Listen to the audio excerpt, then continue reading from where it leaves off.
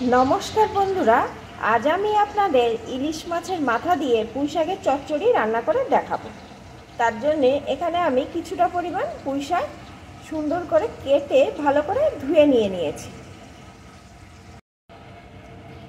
আর এখানে নিয়েছি একটা ইলিশ মাছের মাথা।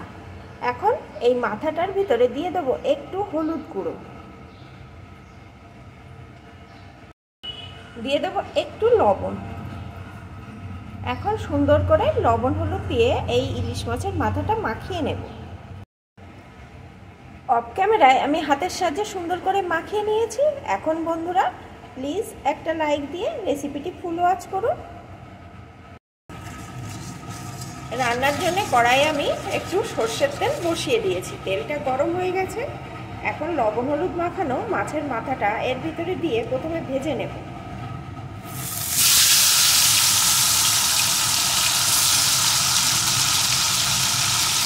মাথাটা উল্টে পাল্টে লাল লাল করে ভেজে নেব।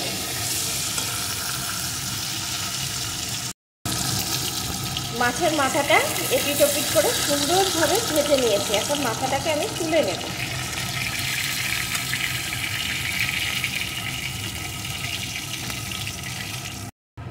এই তেলের ভিতরেই আমি দিয়ে দেবো একটা শুকনো লঙ্কা, একটু পাঁচ ফোড়ন। ফোড়নটা একটু ভেজে নেব।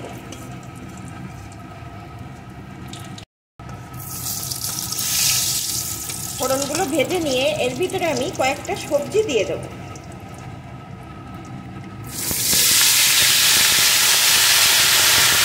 এই সবজিগুলোর ভিতরে আছে একটা বেগুন, একটা গাজর আর এক টুকরো পেঁপে। ছোটো ছোটো টুকরো করে আমি কেটে নিয়েছিলাম। আপনারা চাইলে এর ভিতরে একটা আলু বা মিষ্টি কুমড়াও দিতে পারেন। যত রকম সবজি দেবেন পুঁই শাকের চচ্চড়ি ততটাই টেস্টি হবে।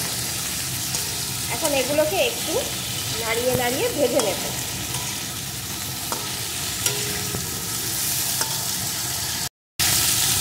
সবজিগুলোকে আমি বেশ কিছুক্ষণ ভেজে নিয়েছি। এখন কেটে ধুয়ে রাখা পুঁই শাকের টুকরোগুলো এর ভিতরে দিয়ে দেব।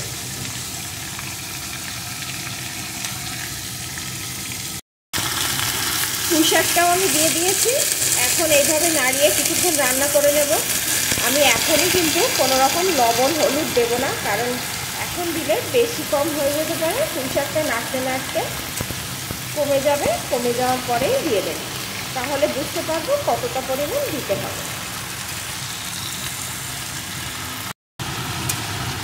কিছুক্ষণ নাড়িয়ে রান্না করে নিয়েছি, অনেকখানি কিন্তু কমে গেছে। আর এর দিয়ে কিন্তু দেখুন জল বার হয়েছে।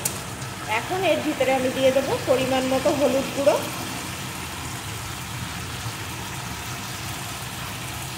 স্বাদ অনুযায়ী লবণ,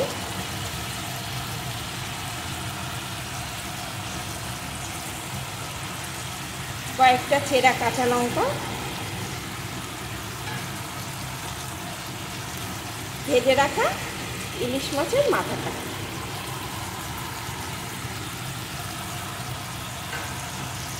এখন সমস্ত কিছু এইভাবে নাড়িয়ে নাড়িয়ে রান্না করে নেব। আর ইলিশ মাছের মাথাটা খুন্তির সাহায্যে আমি একটু ভেঙে ভেঙে দেব। এই পুঁই শাক দিয়ে যে জলটা বার হয়েছে, এইভাবে রান্না করতে করতে এই জলটা শুকিয়ে যাবে। আর পুঁই শাকের ডাঁটা সবজি সব কিছু ভালো রকম সিদ্ধ হয়ে যাবে। আর এখনই মাছের মাথাটা দিয়ে দিলাম, কারণ মাছের মাথাটা পুঁই শাকের সাথে সুন্দরভাবে মিশে যাবে। এইভাবে নাড়তে থাকবো আর মাছের মাথাটা ভেঙে ভেঙে রান্না করে নেব। বেশ কিছুক্ষণ নেড়ে নেড়ে আমি রান্না করে নিয়েছি। এখন কিন্তু সমস্ত সবজি আমার এখানে সিদ্ধ হয়ে গেছে। এখন এর ভিতরে আমি দিয়ে দেবো সামান্য একটু চিনি। আপনারা যারা মিষ্টি পছন্দ করেন না তারা দেবেন না, তবে একটু মিষ্টি দিলেই যে কোনো চচ্চড়ির স্বাদ কিন্তু ভালো হয়। এখন আবারও কিছুক্ষণ নেড়ে নেড়ে রান্না করে নেব, যতক্ষণ না এই জলটা শুকিয়ে আসে। দেখুন এখনও কতখানি জল আছে। সমানে এইভাবে নেড়ে নেড়ে এটা রান্না করে নেব।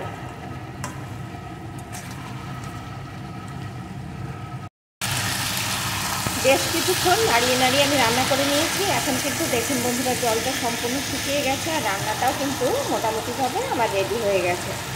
এখন এর উপর দিয়ে দেবো একটু ভাজা জিরের গুঁড়ো, যেটা আমি আগে থাকতে শুকনো কড়াই গোটা জিরে ভেজে গুঁড়ো করে রেখেছিলাম। এখন একটু মিশিয়ে নেব।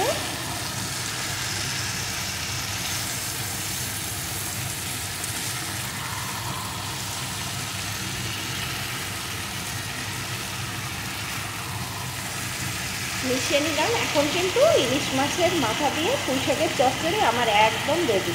আমি এটা নামিয়ে নেব। বন্ধুরা, আমার রেসিপিটি আপনাদের কেমন লাগলো প্লিজ কমেন্ট করে জানাবেন। ভালো লাগলে একটা লাইক দিয়ে যাবেন।